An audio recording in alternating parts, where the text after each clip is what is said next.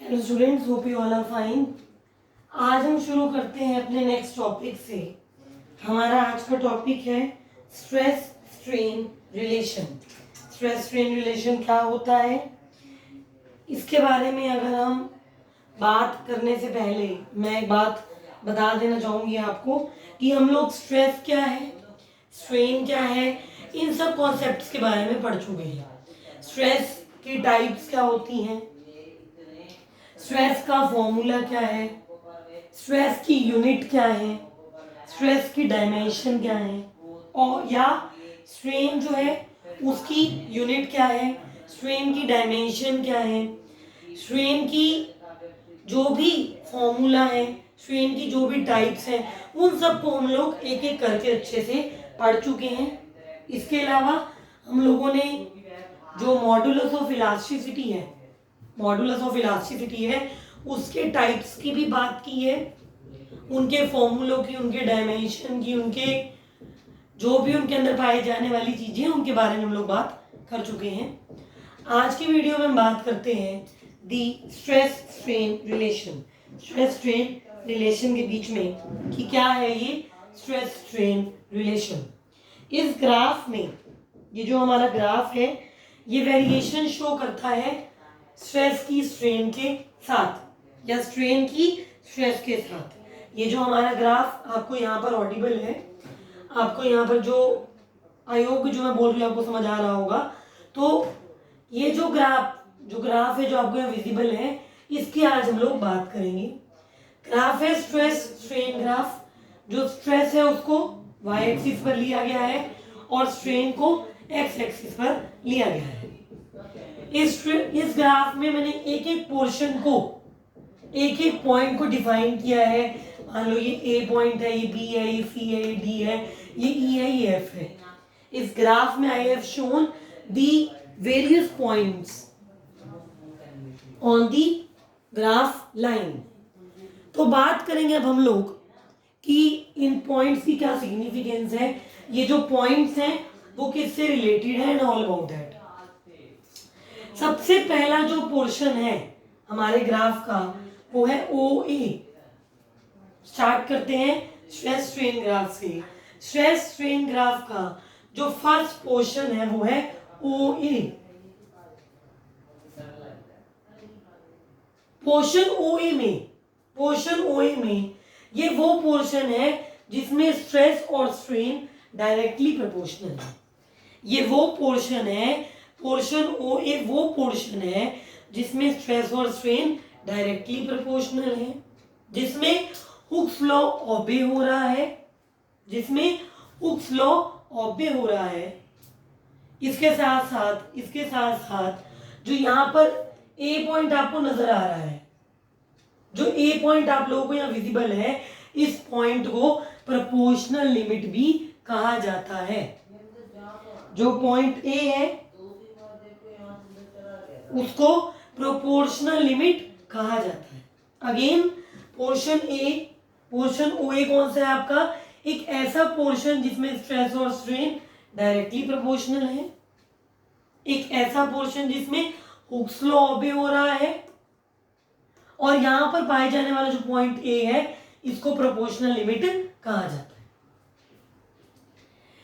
Second point पर आते हैं। पोर्शन A के आगे क्या हो रहा है, हम लोग ऐसे चल रहे हैं भाई, यहां तक हम लोग पहुंचेंगे। अभी तक हमने बात की पोर्शन OA की कि जो पोर्शन OA है वहां पर स्ट्रेस और स्ट्रेन डायरेक्टली प्रोपोर्शनल है और हुक्स लॉ ओबेड है।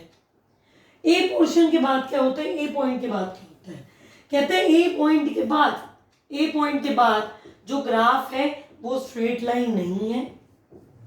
A पॉइंट के बाद जो ग्राफ है वो स्ट्रेट लाइन नहीं है, और B पॉइंट को इलास्टिक लिमिट कहा जाता है। Point B is known as the elastic limit. Point B is known as the elastic limit.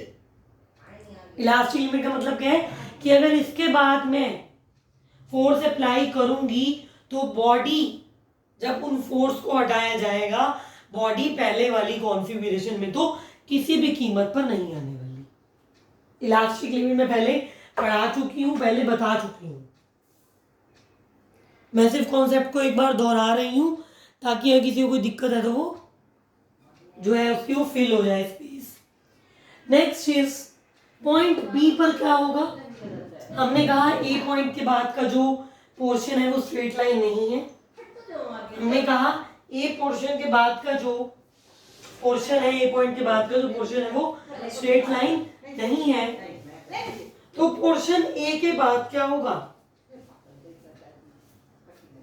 Portion ए के बाद हमने बात की पॉइंट बी की। पॉइंट बी जो है उसको इलास्टिक लिमिट कहा जाता है again. Next is beyond point B. B point के आगे क्या होगा? What is going to happen after point B? Point B के बाद strain increases more rapidly than stress. कहता है बी पॉइंट के बाद जो स्ट्रेन है वो बहुत जल्दी से बढ़ता है एज कंपेयर टू स्ट्रेस। कहता है बी पॉइंट के बाद जो स्ट्रेन है वो बहुत जल्दी से बढ़ता है एज कंपेयर टू स्ट्रेस। और जो इस पोर्शन में जो बी के बाद का जो पोर्शन है, बी के बियॉन्ड जो पोर्शन है जहां पर स्ट्रेन जल्दी बढ़ रहा है एज कंपेयर टू स्ट्रेस, वहां पर जो ग्राफ का स्लोप है वो स्मॉल होगा। The slope of graph, slope हम जानते हैं y axis by x axis, change in y axis by change in x axis. कहते हैं क्योंकि स्ट्रेन जो है वो स्ट्रेस से ज्यादा जल्दी से बढ़ रहा है, क्योंकि स्ट्रेन स्ट्रेस से ज्यादा जल्दी से बढ़ रहा है, इसीलिए हमारा जो स्लोप ऑफ ग्राफ है बी पॉइंट के बाद वो छोटा होगा। The slope of graph between stress and strain is small. यहां तक तो हमने बात की पॉइंट बी तक, यहां तक हमने बात की पॉइंट ए तक, फिर बियॉन्ड बी तक या पॉइंट बी तक हम लोगों ने बात कर ली। अब चलते हैं बियॉन्ड सी। सी के बाद क्या होगा? सी के बाद क्या होगा?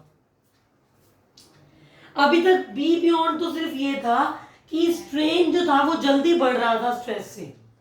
बियॉन्ड पॉइंट बी तो ये कहानी थी कि स्ट्रेन जो था वो जल्दी बढ़ रहा था एज कंपेयर टू स्ट्रेस।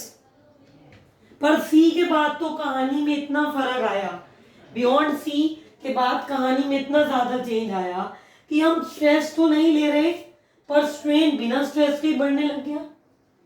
कहता है सी पॉइंट के बाद इतना ज्यादा फर्क आया कि स्ट्रेन जो है वो बिना स्ट्रेस के ही बढ़ने लग गया। Beyond point see the strain increases without any increase in stress. Strain बिना किसी स्ट्रेस के बढ़ना इंक्रीज हो गया। पॉइंट सी को कहा जाता है यील्ड पॉइंट। पॉइंट सी को कहा जाता है यील्ड पॉइंट। नेक्स्ट है बियॉन्ड डी। डी के बाद क्या होगा? बियॉन्ड डी, डी के बाद क्या होगा? Beyond D the thinning of wire starts and wire break. जो वायर की थिनिंग है, वायर जो है वो पतली होनी शुरू हो जाएगी, वो टूटनी शुरू हो जाएगी, अलग होनी शुरू हो जाएगी और वायर पूरी टूट जाएगी, पीस हो जाएंगे उसके। क्या होगा beyond D? The thinning of wire starts and wire breaks. Beyond D the thinning of wire starts and the wire breaks. Wire पतली होनी शुरू हो जाएगी और एंड में, अंत में वो टूट जाएगी। यहां पर दिखाया गया पॉइंट एफ जो है, यहां पर दिखाया गया पॉइंट एफ जो है उसको ब्रेकिंग पॉइंट कहा जाता है। Point F is known as breaking point. तो ये रहा हमारा स्ट्रेस स्ट्रेन कर्व कि ए पॉइंट के बाद क्या हुआ, बी पॉइंट के बाद क्या हुआ। कुछ जो इंपॉर्टेंट पॉइंट्स हैं उनके नेम भी मैंने लिखे हैं, so write them in your notebook with very sincerely. Now moving to the next topic, this is all about stress strain relation. इसी के रिगार्डिंग, इसी टॉपिक में जो बचा है उसके बारे में हम लोग बात करते हैं। मूविंग अहेड, नेक्स्ट है हमारा क्लासिफिकेशन ऑफ मटेरियल्स। मटेरियल्स जो हैं उनको कैसे, कौन सी टाइप्स में क्लासीफाई किया जाता है। पहला है डक्टाइल मटेरियल्स, ऐसे मटेरियल जो लार्ज प्लास्टिक रेंज दिखाते हैं बियॉन्ड इलास्टिक लिमिट, उन्हें डक्टाइल मटेरियल कहा जाता है।